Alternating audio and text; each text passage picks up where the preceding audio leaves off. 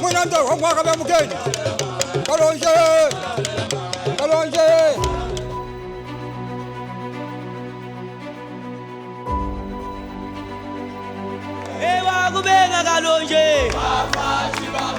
Je suis dans notre village natal, effectivement, pour la pose de cette première pierre pour la construction du centre de santé qui portera les noms de ma défunte mère, Albertine Djiba.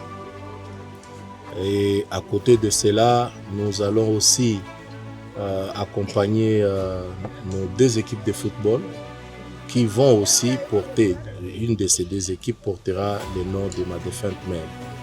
Alors, c'est une première, comme le chef l'ont dit, ils sont là réunis, du président jusqu'aux autres chefs.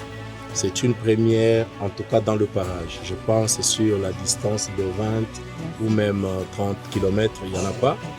Les chefs ont dit tout à l'heure que lorsqu'ils ont le cas d'accouchement et tout ce qui va avec, parfois les mamans accouchent à même le sol parce que tout simplement, il n'y avait pas le cadre qui pouvait leur offrir le premier soin. Je ne dirais même pas le premier soin parce que ce centre sera équipé et aura tout ce qu'un centre a besoin d'avoir.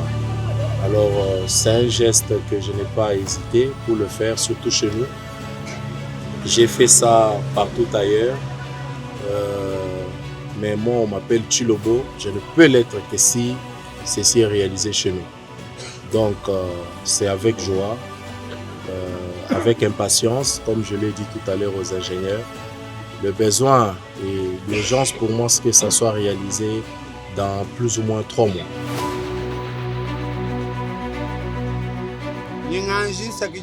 Je remercie sincèrement l'honorable Guy Kalonji pour l'acte historique qu'il vient de poser dans notre village. Depuis les temps de nos ancêtres jusqu'à aujourd'hui, notre village n'a jamais connu de centre de santé, ni d'eau potable, ni de boutique, ni de pharmacie, ni de marché. Nous avons toujours vécu dans le manque et notre village est resté longtemps oublié. L'honorable Guy Kalonji ne vit pas parmi nous, mais un véritable fils de Benandoya. Il n'a jamais oublié les siens.